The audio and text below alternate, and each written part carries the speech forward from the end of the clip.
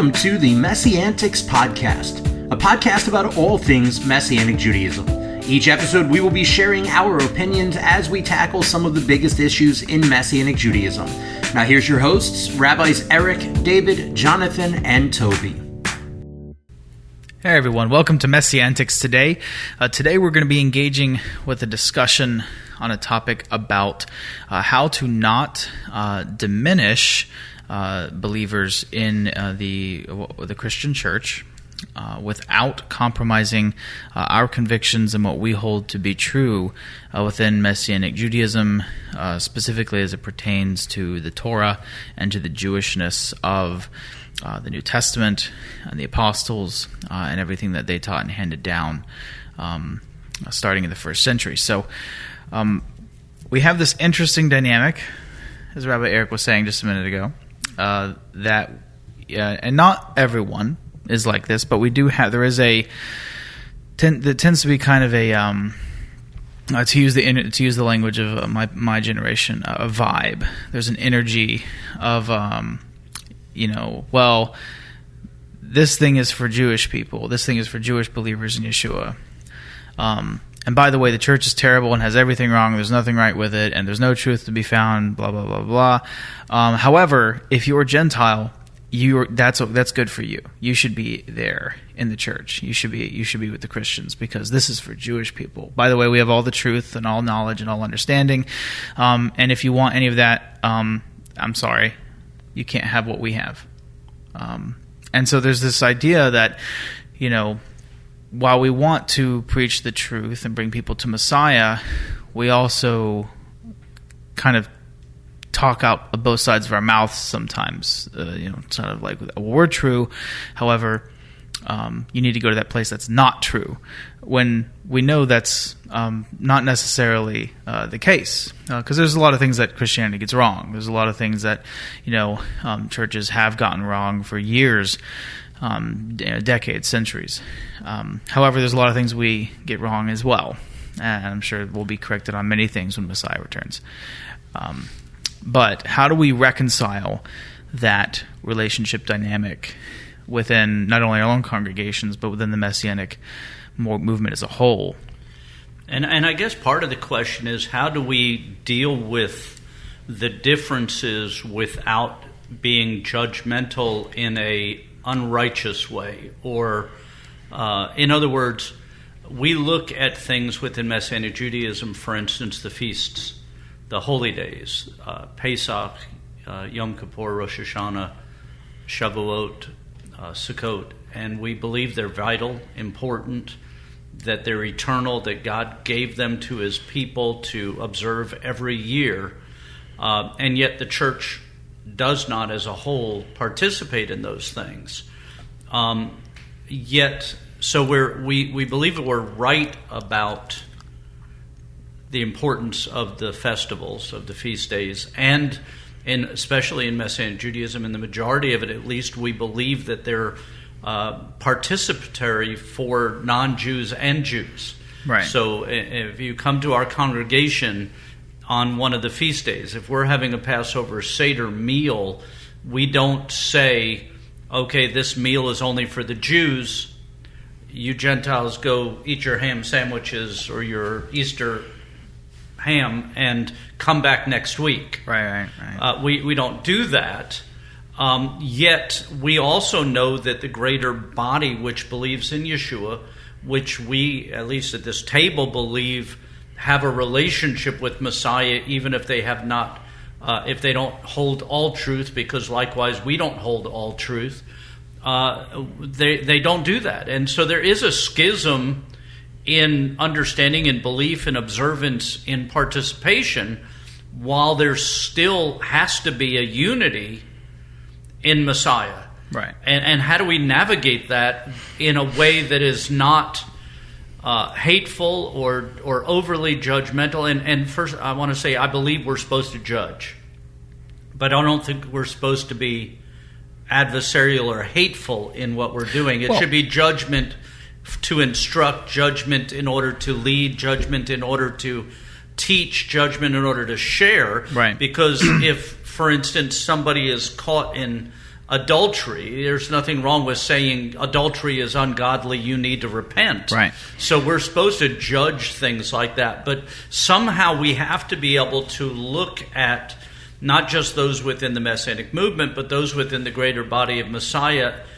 as part of who we are, while at the same time not diminishing the importance of those things that God has shared Right. With the Messianic movement that I believe are and should be expanded through and to all believers. Yeah, I think the point is to judge well. If you're going to judge the right way. I think the place we should probably start with is the understanding that people who are truly following Messiah, Christians who are born again and following after what they understand and what they have, the truth that they do have. God bless them for what they follow, that they follow what they do understand and have. Because realistically, if you read about Christians throughout history, like they are noted by all societies around them as people who do follow most of the Torah. When Yeshua comes in his teaching on the Torah, the Matthew, the sermon on what we call, what's commonly called Sermon on the Mount, the higher, what he calls the weightier matters of the law, that of faith and justice and mercy. Christianity is known for those things. Like, it is known when it came into areas that had never heard of Messiah, had never heard of the Torah, never heard of the Bible. Like, immediately, that's what Christians are known for. They're known for their attentiveness to the sick and the needy, the old, the dying, those who are those whose society is, for centuries, were willing to just cast off and let die. They were more than willing to let the elderly and sick and feeble go the way of the world. But it was the Christians who came in and said, no, I'm going to at least make sure you're comfortable and warm and fed, even though you may be actively dying. Giving to the poor and the needy, those who don't have, having compassion on those who, a lot of society would not necessarily have compassion on. Maybe they did something wrong. It was the Christians who you find forgiving, and being charitable towards those people that are ostracized and castaways, cast-offs of society. So, reading about them through history, and about what the other nations, pagan religions and all these groups that they come in and kind of take over, what they thought about Christians, that's who they are.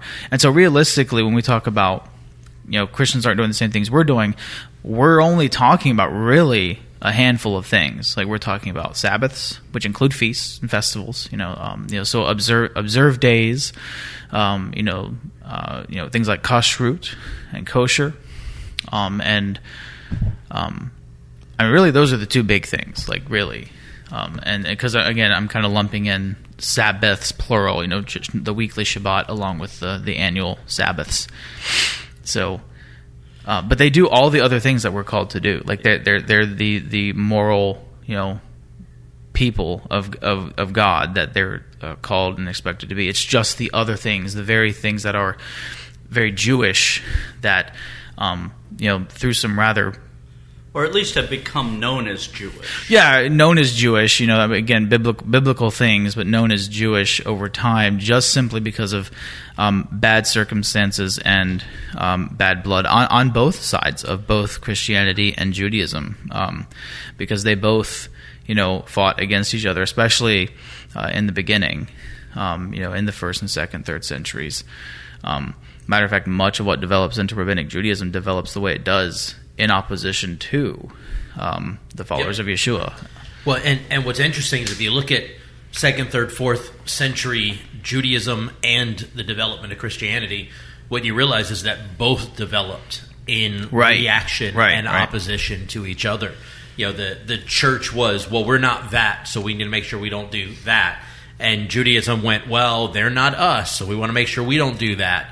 And it just continued from there. And truthfully, all the way through, even into the development of modern Judaism, That's been the reality. Is it's been reactionary primarily to Christianity, and Christianity vice versa. But I think it's interesting. Rabbi Jonathan brought up that there's the most believers instinctively keep the majority of the Torah, which I think is why Paul makes it a point to say those that do it from their heart without even realizing they're doing it are doing better than those that are trying to do it, but their heart's not right. And that's what he's getting at is and the reality is most of the church does. I would say that there's realistically three, like you said, but four things that are really the big debate that kind of differentiates between Messianic Judaism and the church in terms of practice, and that is, you already said the Shabbat and the Moedim, the appointed days, which realistically are one thing, but for the sake of discussion, we'll make them two, and then Kashrut, and then the fourth is actually physical circumcision. Right. And out of those physical circumcisions, the only one I give any credence to, and only because of the fact that it is specifically a covenantal sign to Abraham and his descendants. It's not to say Gentiles can't participate in it. It is obligatory specifically to Jews. It's not necessarily obligatory to Gentiles, but you come into this covenant within Messianic Judaism, you become really within the body of Messiah. You become a part of the covenant with Abraham, Isaac, and Jacob, and so there can be an argument made for circumcision as such, not for the sake of conversion, but as an outward sign of what is happening inward. Right. And but I think one of the things that is kind of nuts, and I think we're probably in one way or another, we're probably all guilty of it at some point, whether we realize it or not. But I think one of the big things for me, I thought it was funny, Rabbi Eric said earlier before we started this, that it's funny that Messianic Judaism tends to be kind of anti or counter the church except for Gentiles. That it's fine if they're over there and we're over here, but then also likes to teach, well, the church does this wrong and this wrong and this wrong and what have you. And I think it's interesting for me that I've never met somebody who made a Messianic Jewish synagogue their home, like long-term, who made it their home, that God wasn't already working on their heart about the things that make Messianic Judaism unique from the rest of the body. And, so like, everybody that comes to CMC that comes out of the church comes because at some point they were reading their Bible and went, this Shabbat thing, that seems to still be important. And, Rosh Hashanah seems to still be important. And this Kashrut stuff and this, and they start to like the gears are turning because God's already doing something in their heart. And then they come to the synagogue and they plug in and they get involved, they get connected, and they're there for years because God was already working, right?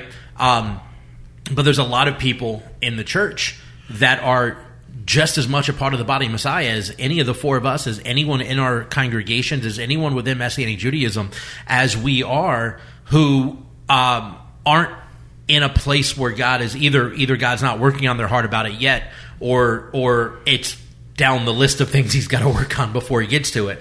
But that they're just not in the place to be there. But that doesn't make them any less a follower of Yeshua, and it doesn't make the church any less a part of the body of Messiah. And I think for whatever reason in Messianic Judaism, we have this notion that it's us versus them rather than, and by the way, we've said this in other episodes, we do this internally too, right? One organization against the other. It's us versus them. Right. But we do it on the greater scale as well, because we often look at it as Messianic Judaism versus the church. And when I get invited to go speak to a church, I don't go in there to try and fix what I think is wrong with them. I go to address the specific topic they asked me to address. And if questions come up, great, I'll try to answer them. But whether I'm dealing with a non-believing Jewish person or I'm dealing with a Gentile Christian who is just curious about Messianic Judaism, why we exist, what we do, who we are, I generally try to operate under the policy of I don't answer questions that aren't asked. Because if God's not already doing something there, then I'm jumping ahead of what he's trying to do. Yeah, I wanted to share that while this is our opinion that we're sharing, it's not that this isn't a biblical opinion or that this isn't based strictly and directly on Scripture. When we look at Acts 10, which is where Cornelius and his household become believers, it starts out by saying that Cornelius was a devout man revering God with his household. He gave tzedakah generously to the people, and he prayed continually. And so, here's Cornelius, who appears to be a righteous Gentile. We don't know exactly what all he observed, didn't observe. We don't know how much of Judaism he followed.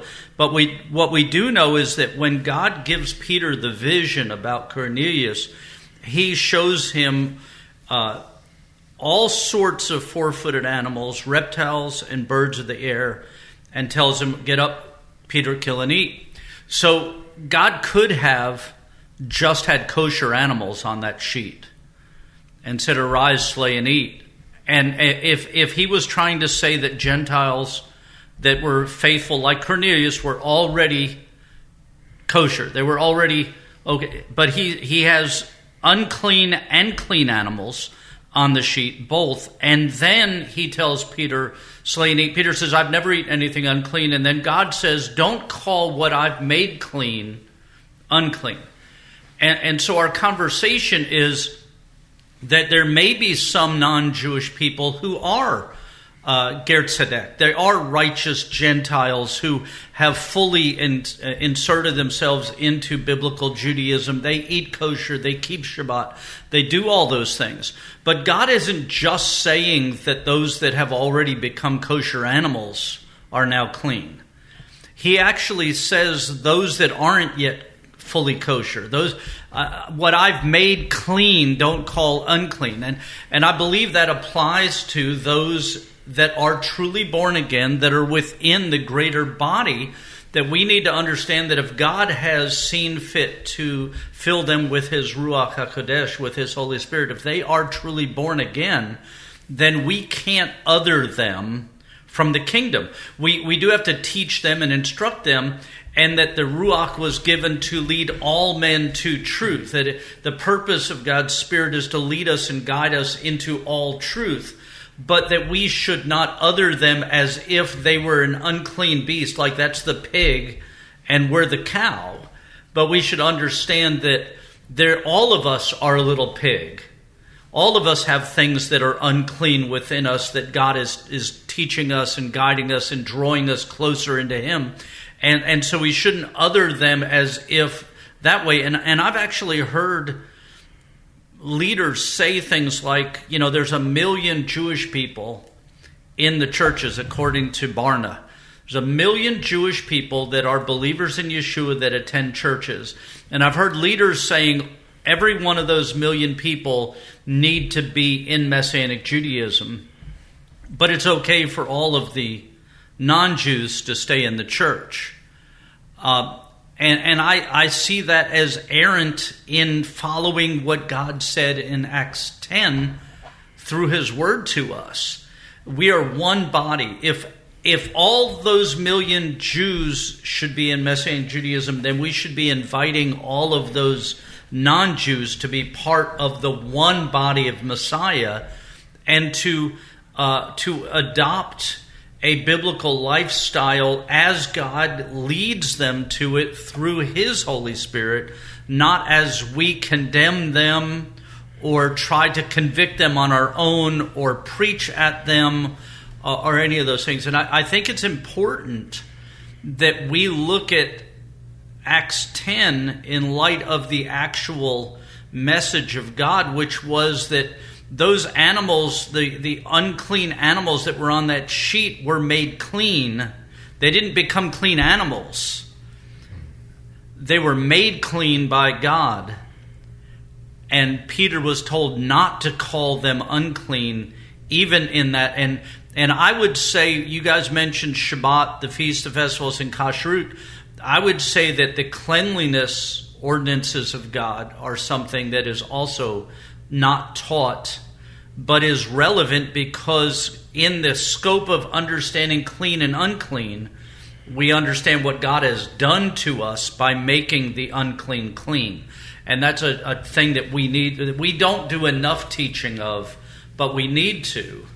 Because in order to understand how somebody becomes born again, we have to understand the atonement of God and how God made us clean through the teachings and understandings of how the Torah works. Not that the Torah made us clean, but God made us clean, but He gave us the Torah so that we would understand how that happens. So here's the question: how do we? And we can talk about this from Messianic Judaism, because realistically, we're all within the construct of Messianic Judaism. This is where we act, where we minister, what we know, and so the precipice of the discussion's upon us. And also, we're the newer brother on the block, so to speak, because though Messianic Judaism goes all the way back to the first century, the reality is what we know as Messianic Judaism is 100 years old, give or take. And so, in terms of the body of Messiah, we're the younger guy on the block, and so we should take that precipice of weight upon us. But how do we begin to change the attitude within Messianic Judaism toward the church, away from being an entirely negative attitude? Because honestly, most of my life in the movement, I've always witnessed and heard kind of a negative attitude toward the church. So how do we fix that? How do we begin to bring repair there, and restoration and relationship with our brothers and sisters in the church? And then also, how do we attempt to open dialogue with those in the church in a way that helps to foster not only the relationship, but a deeper understanding of the totality of the Word of God? Yeah, how do we deal with that without being condescending, while at the same time not compromising the truths of God's Word? I have some unhinged opinions about this very thing, not which I will share here for legal and personal reasons. But I think part of it is how we educate the people that come in our doors, and how we and we're pretty good about this, like getting our people away from certain things when they come into our doors, because there's a lot of very bad, if not, I won't directly call it evil teaching, but there's a lot of bad teaching out there in relation to what practices of the church are quote unquote pagan or not.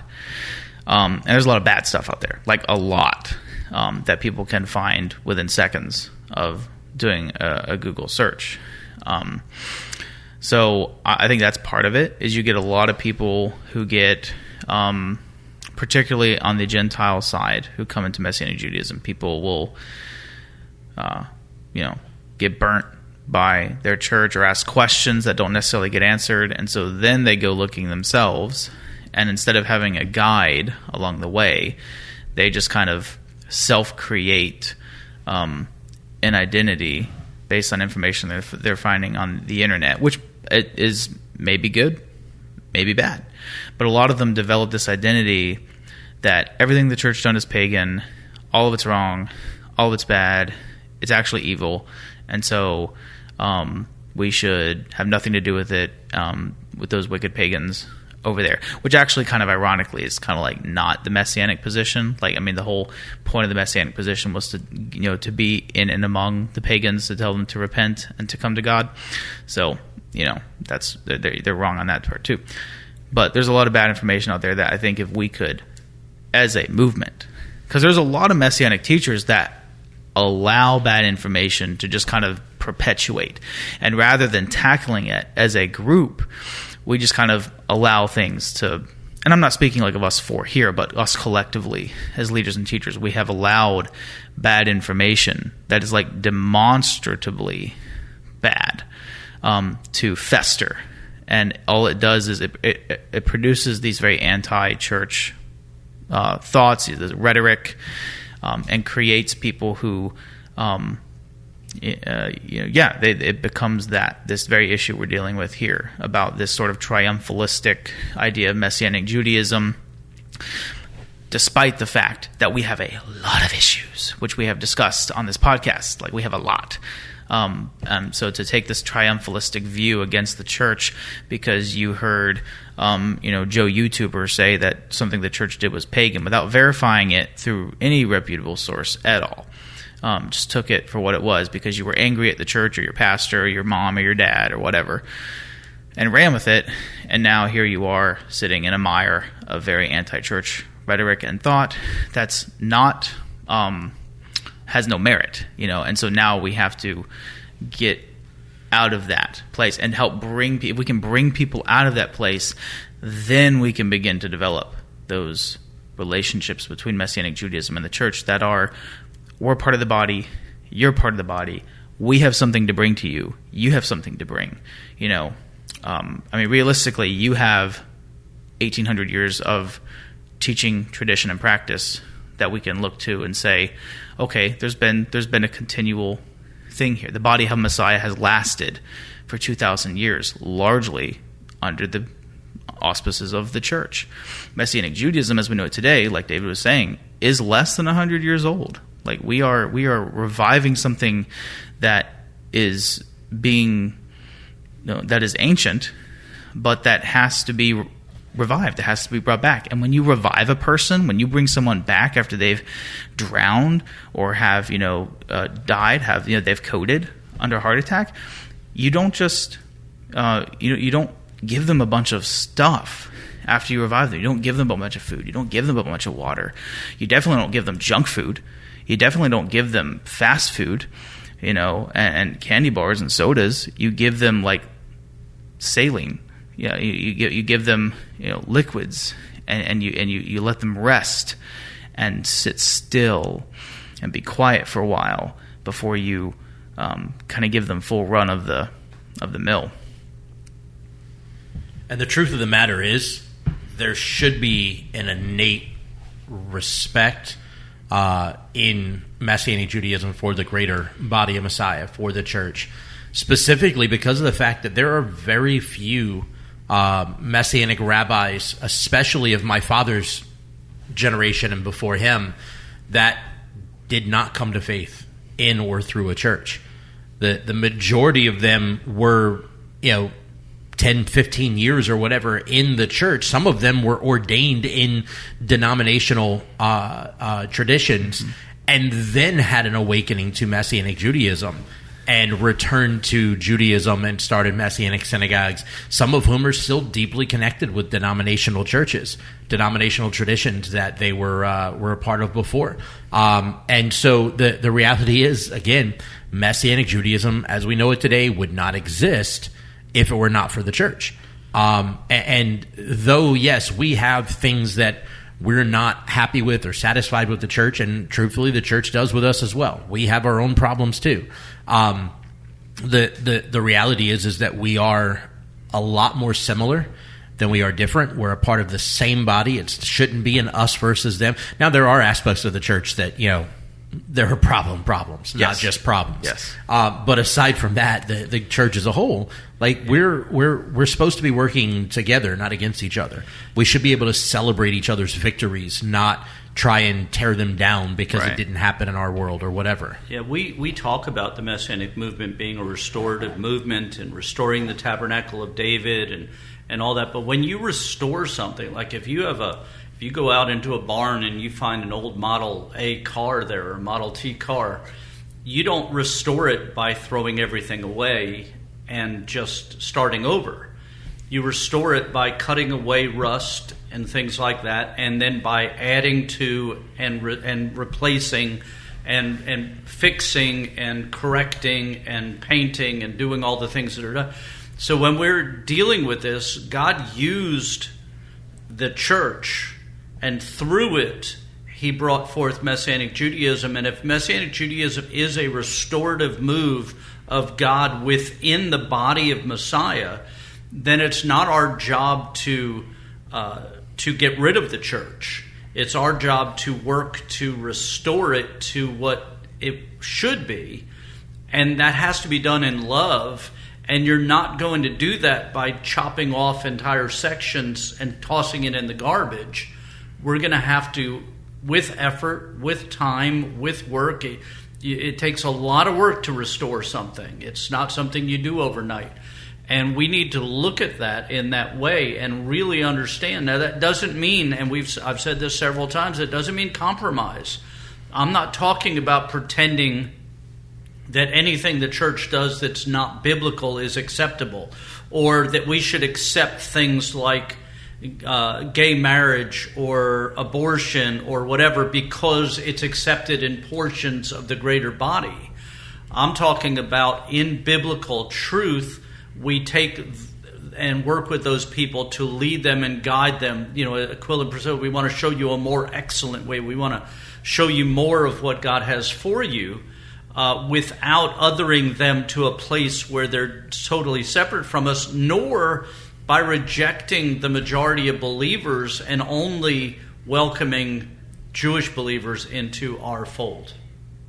I just want to say, as someone who grew up in the church, the first 25 years of my life was where I was at in the Baptist church. I can tell you that the church does not talk about Messianic Judaism like Messianic Judaism in some congregations talks about the church. I mean, I was at a Messianic congregation for a number of years. The first one I attended, and there would be periods of time when the leader would rail against the church, would spend a lot of time doing that, especially around Easter and Christmas seasons. Eventually they stopped doing that because I think they realized what was happening. They were creating these disciples that were angry at everything outside of Messianic Judaism. Right. Wanting to, essentially, string people up who are wearing a Christmas sweater, right? Now listen, I do think it's not very tactful to enter, if say it's December or whatever, to come into a Messianic synagogue wearing a bunch of Christmas stuff. I do think that is... It's just out of place. It is. It's really out of place. It no more than, me going into a church on Sunday around Christmas time wearing, decked out in a bunch of Jewish stuff, to try to make some kind of statement or whatever, I think that that's wrong. But I'm simply saying that in 25 years of growing up in the church, I visited a Messianic synagogue because I was in a place where I wasn't going to church anymore, and my dad had visited and said it was like a really awesome experience, and he really just felt a lot of God there. And he said, if you're looking for a place, just give this a shot. You don't have to be Jewish to go. So I went there, and it was, of course, it changed my life. But what I'm saying is that if I could compare, though, now 20 years into Messianic Judaism versus 25 years in the church just talks about Jesus. I mean, that's what they do. They don't talk about Messianic Judaism. They don't talk about that. I think for some people, it's just not even on their radar. Yeah. And I think for some churches, maybe they know about Messianic Judaism, and, clearly, you have like Gateway, and you have like a couple of like Celebration, these churches that we know that actually make room for Messianic Judaism. But right. You have some churches I know that listen, I met Chris Tomlin, the worship leader, who wrote like How Great Is Our God and stuff. If you're a Christian, or even if you're Messianic, you know who Chris Tomlin is, because Joshua Aaron covered How Great Is Our God and did it in Hebrew. And when I met him, he asked me what church I went to, and I said, I attend a Messianic synagogue, and he went, what is that? So what I'm saying is you have massive swaths of Christianity that are incredibly influential that don't even know what it is. Right. And we're not... So what I'm telling you is that I think it's important as someone who's been to the church to let the greater Messianic movement know that they don't talk about you. Not like you talk about them. So that needs to, like, stop. In the sense that... They don't find us as threatening as we think they do. No, because they're worried, because their just thing is the gospel, and it's all about Jesus, and and that's not a bad thing. I'm just saying that I think it's important even to understand for Gentiles that come out of the church and are called into Messianic Judaism, they should know. They need to understand that it's not like the pastor, I need to put a sermon together about how we need to avoid Messianic Judaism because it's legalism. The way I know some Messianic rabbis say we need to talk about Christmas and Easter and these church right. things. Well, right. I will say that there was, believe it or not, a mega congregation in our city where the pastor did spend a sermon talking about specifically our congregation and how we were legalist. I then made a phone call and said, hey, let's have coffee. And we had coffee. We talked. I expressed that where he was wrong in what he said about our congregation. We began a good relationship, and just last week his congregation gave our congregation a 15-passenger van because we went and talked about it. It wasn't... Right. He was misinformed about what we believed and how we believed it. We sat down and talked. But I was thinking about back to Cornelius and Peter. Peter, I understand that within Messianic Judaism there are a lot of people, because I was one of them, that found out everything I'd been taught, or at least a big part of it, was wrong. That I felt like I'd been lied to and deceived. Now I found truth, and I wanted everybody else to know truth also. And I imagine Peter, because Peter was raised in Temple Judaism, who didn't believe in the Messiah in the way that Yeshua came, who realized Yeshua was the Messiah, came to faith, and now he's being told to go preach to Cornelius. And I can't imagine him going to that household and saying, "You're all a bunch of pagans, and let me tell you what's wrong with paganism." I think what he shared was, I was wrong, and I found the Messiah, and you can also. And it's a different mindset, but I understand, because I was there, this anger, this frustration, this feeling of being lied to and deceived that drives people to want to tell people all of the wrong that they're doing. And I'm not against teaching people where they're wrong, but somewhere you could tell somebody that Halloween is pagan and that they shouldn't be a part of that, and that they're all going to go to hell for celebrating Samhain and all that. Or you can tell somebody that I was an alcoholic, that Yeshua touched my life and took away my alcoholism and made me free, and in that I have this newfound love for God and for His Word, and I'd like to share that with you, which will eventually lead them to see what in their life needed to be changed or adjusted.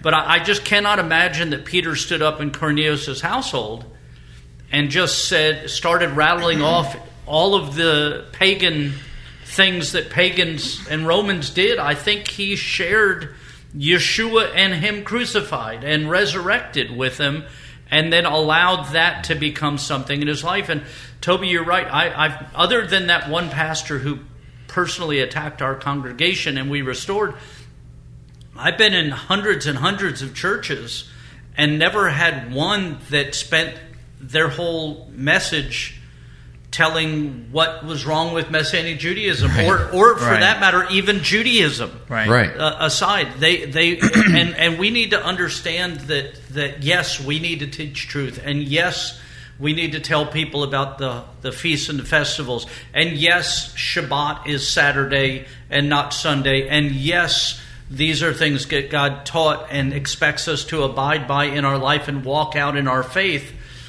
but there has to be an understanding that these are clean people. Yes. That God has made clean, that we're instructing in more depth and more righteousness, and we need to listen to them, because it just may be that they can instruct us in some righteousness and holiness in our lives that would also strengthen us. And I've said it before, I'll say it time and time again.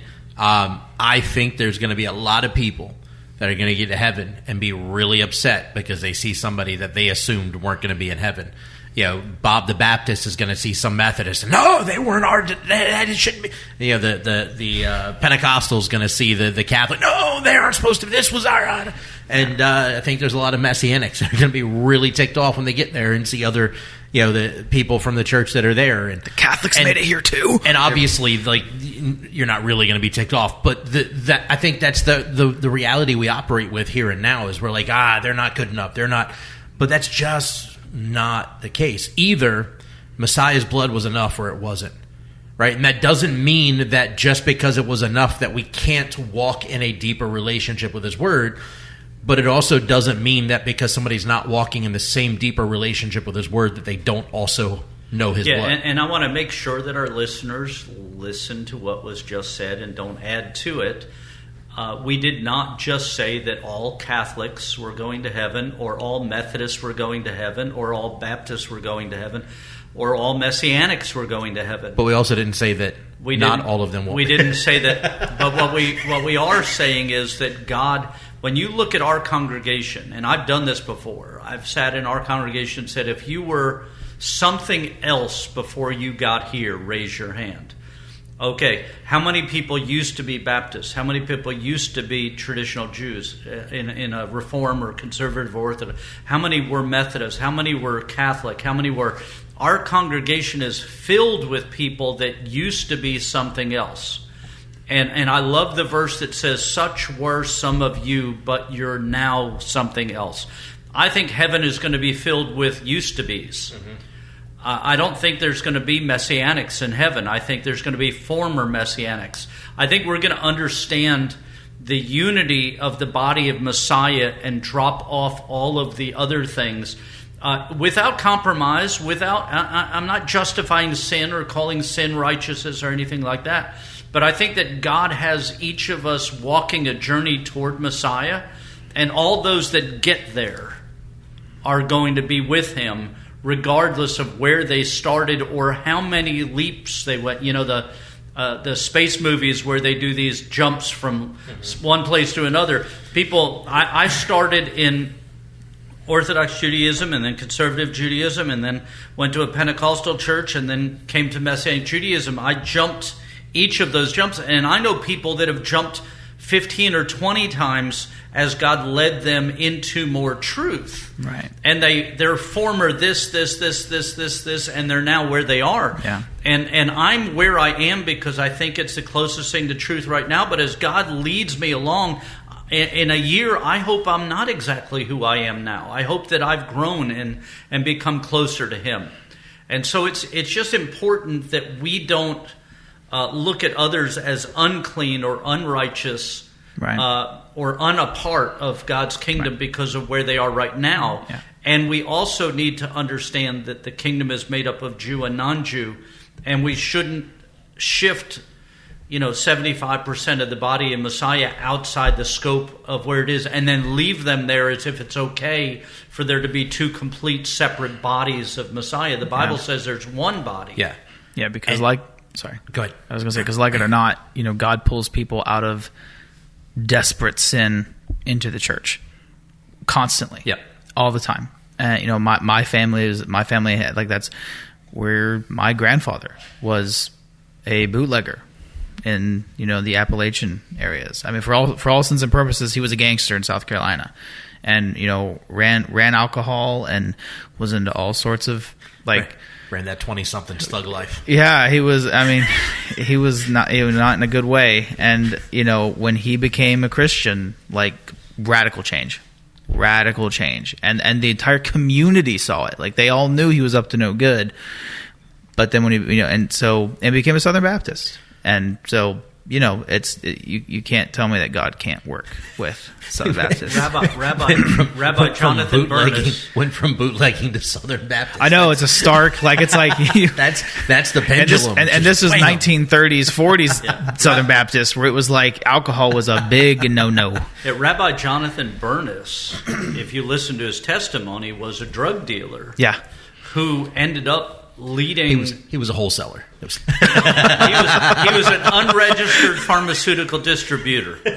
But he led hundreds of thousands of people, or through his ministry, hundreds of thousands, if not millions of people to Messiah, right, both Jew and non-Jew. And so we need to be really careful in how we do and what we do because, and again, as Rabbi David said earlier, I was led to Messiah by a Christian. I wasn't led to Messiah by a Messianic Jew. Now, there's more Messianic Jews now, so more Jewish people are being led to Messiah. But had it not been for a Christian, I wouldn't be a Messianic Jew. And still statistically, more Jews come to faith in Messiah through Christians and the church than they do Messianic Judaism. And here's, I think, the most important question to wrestle with in this conversation, and that is, whose kingdom exactly is it that we're building? Is it a Messianic Jewish kingdom? Is it a Southern Baptist kingdom? Is it Assemblies of God kingdom? Is it a Methodist, global Methodist kingdom? Is it a, what is it? And if the answer is Messiah's kingdom, then those that are working toward his kingdom should work together as one, and not fight against each other as though we are somehow superior because we know different or believe different or whatever. Right. That's not to say that you don't have your own convictions, right? That's not to say that you don't live according to the conviction of the word in your heart. But you don't tear down the work of Messiah in somebody else's life or in somebody else's ministry just because it doesn't look exactly like yours. Right. It's kind of like a track team. Like, you all show up to the track wearing the same color jersey. You all come from the same place. All are ultimately headed back to the same place after the track meet. But you all are doing different things. You're sprinting a short distance race. You're running a long distance race. You're throwing a javelin, throwing a discus. Jumping over stuff. Right. Yep. And so, ultimately it boils down to Paul's discussion of the body, right? Some are, the arms, some are the legs, some are the eyes, some are the ears, some are the, we can't all be everything. We have our place, but the body has to work together as one. Right. And like a sports team, there are some team members who are in better shape than others. And it may just be that the Messianic movement is in better shape in regards to some of biblical truth than others, but it doesn't mean we aren't competing towards the same trophy. Yeah, and I would venture to say that just because we think we're in better shape doesn't mean that we're truly walking in the fruit of the Spirit at all times. Right. Because I think the root of this conversation, and this episode in particular, is that sometimes the fruit of the Spirit's not seen through Messianic Judaism and or the church in the way it should be seen. And I think a lot of the disunity and division we see has more to do with a lack of the fruit of the Spirit than it does with the work of Messiah in and of itself in our lives. And with that, we will chat with you guys later. Thanks for listening. Thank you for listening to the Messiantics podcast. Make sure to subscribe so you can be notified every time we drop a new episode. And be sure to follow and interact with us on social media at Messiantics Podcast.